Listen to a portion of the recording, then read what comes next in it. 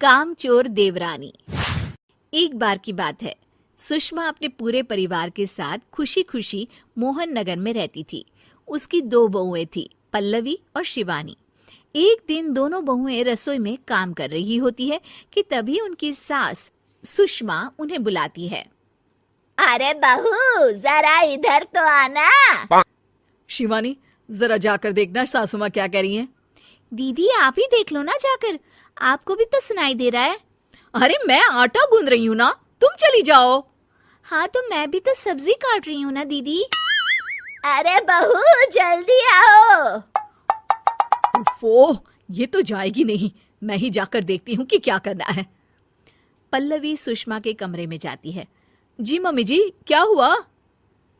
शाम को घर पर कुछ मेहमान आने वाले हैं, तो तुम अच्छा सा खाना बना लेना बहू। ठीक है मम्मी जी, आप बता दीजिए क्या क्या बनाना है और कितने लोग आ रहे हैं।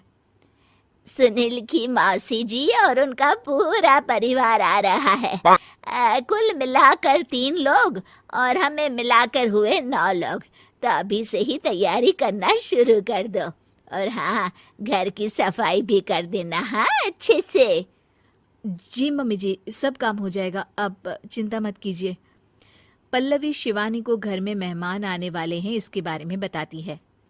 क्या 9 लोगों का खाना बनाना होगा, घर की सफाई करनी है? बाप रे, सासू माँ ने तो हमें घर की नौकरानी ही समझ कर रखा है।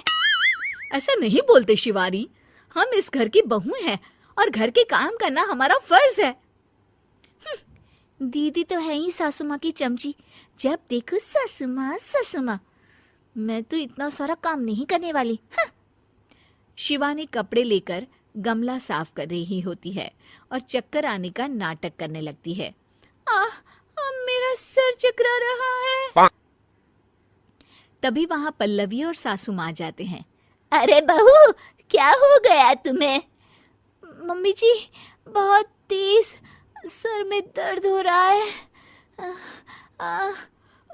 तुम एक काम करो शिवानी, आराम कर लो। नहीं नहीं दीदी, घर में मेहमान आने वाले हैं, मुझे आपकी मदद करनी चाहिए।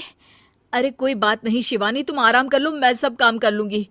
ठीक है दीदी, अगर आप इतना कह रही हैं तो आराम कर लेती हूँ। शिवानी आराम से अपने कमरे में मैगजीन पढ़ रही होती है। इसे कहते हैं आराम की जिंदगी। इतना सारा काम। चलो सारा काम खत्म हो गया, शिवानी को देख आती हूँ। शिवानी अपने कमरे में ईयरफोन में गाने सुनते सुनते सो जाती है और उसके साइड में मैगजीन भी रखी होती है। पल्लवी वहां आ जाती है और वो सब देखती है। ओहो, तो मतलब सब काम चोरी का बहाना था। अभी बताती हूँ इसको। घर का सारा काम मुझे करना पड़ा और ये महारानी यहाँ मैगजीन पढ़ रही है, गाने सुन रही है। पल्लवी रसोई से एक प्लेट और चम्मच लेकर आती है और शिवानी को थाली बजाकर उठाने लगती है। शिवानी अचानक से उठती है। उठ गई महारानी, गाने भी सुन लिए, मैगजीन भी पढ़ ली। तुम तो बहुत बड़ी झूठी निकली शिवानी। तुमने सर दर्द का बहाना बनाया ताकि काम करने से बच सको।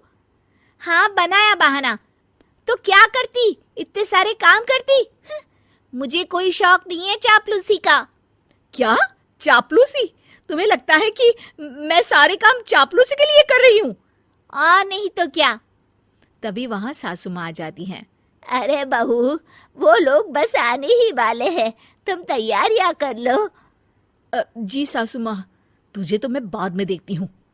सब खाना खाने बैठते हैं और खाना शुरू करते हैं। तभी सुनील की मौसी बोलती है। वाह भाई वाह, खाना तो बहुत ही अच्छा बना है सुषमा।